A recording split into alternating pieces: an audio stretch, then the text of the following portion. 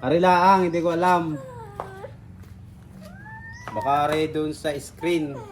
Eh wala ako din ng screen. Pang screen frame na 798. Are. Kasama ako ngayon nag-upgrade ng kaunti. May pakikita ko sa inyong binili ko na 798 na puncher. Na-try na tayo ngayon ng aluminum. Ari nga pala yung akin dating ginagamit. Drill laang doon sa mga lagayan ng gulong. Ngayon, binigyan tayo ng nasa itaas. Are, yan box natin. Are ay binili ko. Kung gusto niyo malaman ang presyo na ito ay nagkakahalaga ng 13.5. Are bago. 798 2 tracks ang tawag din Ay hindi ko kaya mag-isa.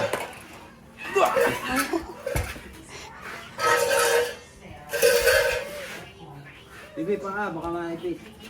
Pagugulungin ko. Ala.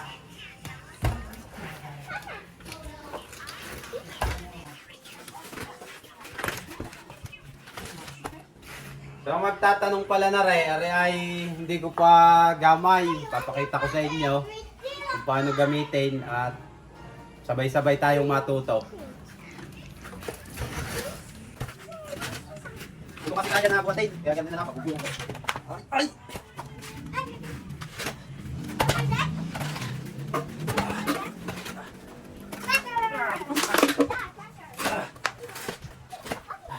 Shit, nabigat.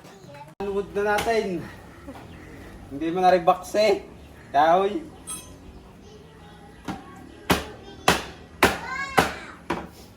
Ano ba ito? Tibay.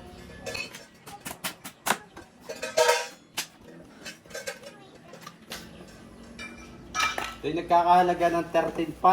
Ewan ko lang sa iba.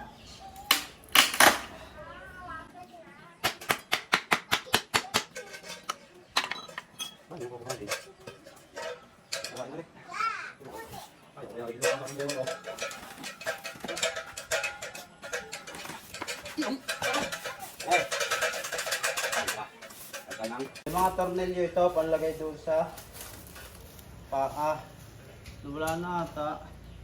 Ilikot na ito ng mga bata Tornilyo ako nakakita dito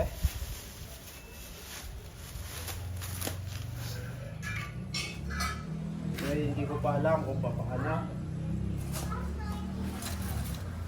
Ng pag-aralan.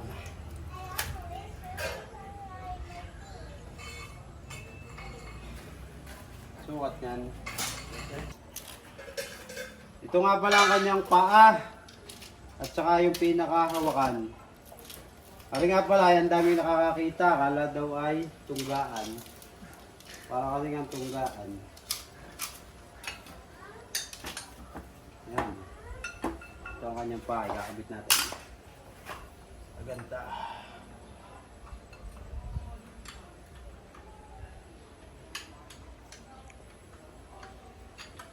Dito naman ay hindi good ang kanyang pintura. Pangit. Pero hindi naman natin habol dito yung pintura niya. Ang habol natin dito ay magamit natin siya ng madali. Madali yung ating gawain, yung mabilis.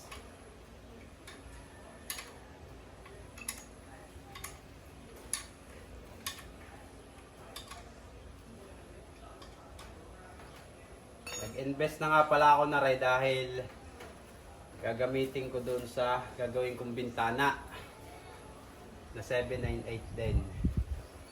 Ito nyo, kapit. Parang hotdog. Binibili yung frozen.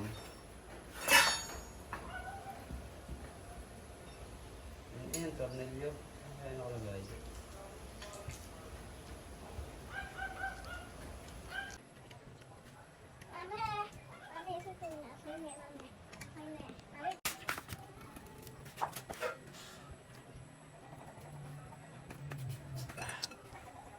Ito kapit.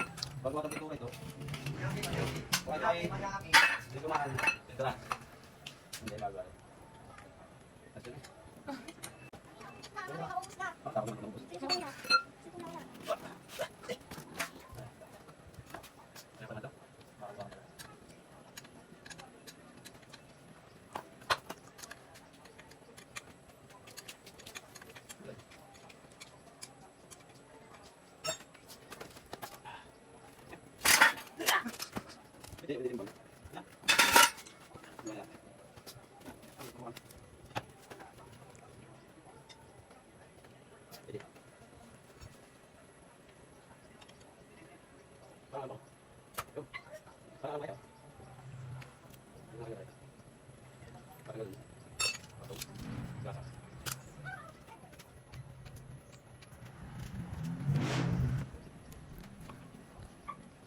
So yan, alam ko na. Nagayon pala kayo.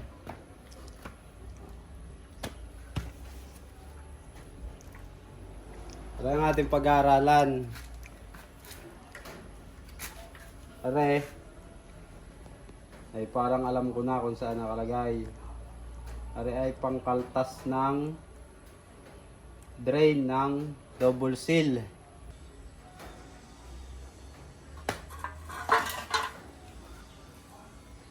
Ito yung aluminum profile ng 798. Ito yung tinatawag na double seal. Ito yung dinadaanan ng gulong. Ito yung nasa ilalim. Ang iniisip ko kasi dito, kung wala akong puncher, ito kasing ganito, nilalagyan ng butas dito sa mga dulo para pag naulan, nalabas pa rin ang tubig. Eh mahirap tong i-drill. Kaya ito may ganito. Hindi ko lang alam kung paano ipagsak. Pag-aaralan ko pa. Hindi ako are. Yun eh. Pag-aaralan ko pa rin. Ang paano palitin.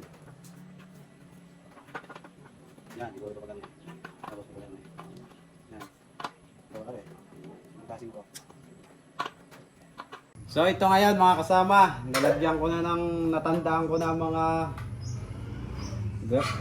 tamang paggamit na rin kung saan nilalagay, pero lalagyan ko pa rin dito yan ng papel para hindi ako malito. Yan, kompleto na yan, napag-aralan ko na. Arilaang, hindi ko alam.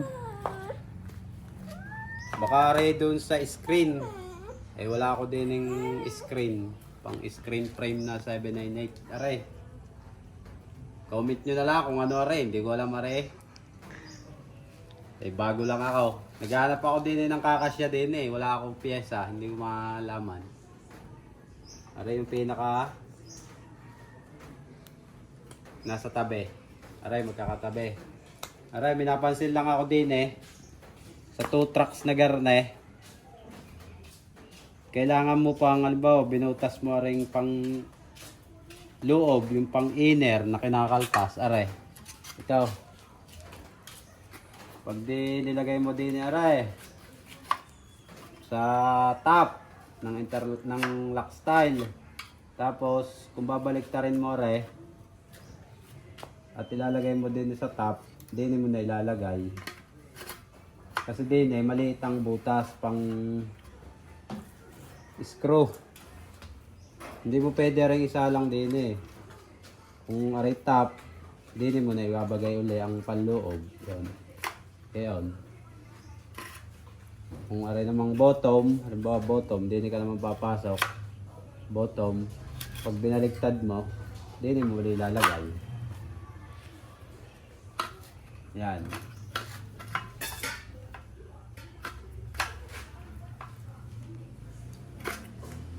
So aray, lalagyan ko na lang to ng mga tanda. Ito, lalagyan ko dito ng tape para hindi ako malitaw kung saan ko ipapalsak. Ito, okay na ito. Are, kung papansinin nyo, ganyan, lock style. Dalawa. Sa mga nakakaunawa naman ng 798 profile, alam na yan. Yung mga tawag. Pero sa mga nag-uumpisang katulad ko, nalilito pa ako. Eh dito, lagyan ko to ng tape, tatandaan ko.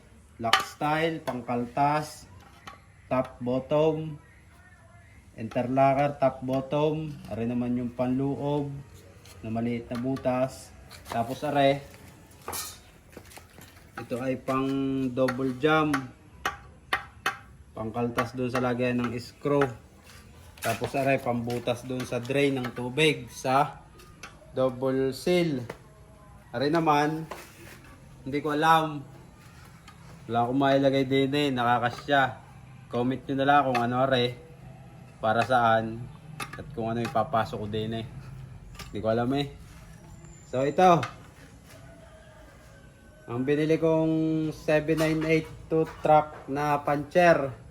Sana ay may rami magpagawa at maganda na aray. Hindi na aray manumanong dinubutas ko. Kasi meron akong gagawin na kulay puti. Ipapakita ko rin yun sa inyo. So yan. Maraming salamat nga pala sa mga sumusubaybay at sumusuporta sa aking channel. At yan, katulad ngayon, comment nyo na lang kung anong may tulong nyo sa akin, kung paano gamitin ito. Pero samahan nyo ako.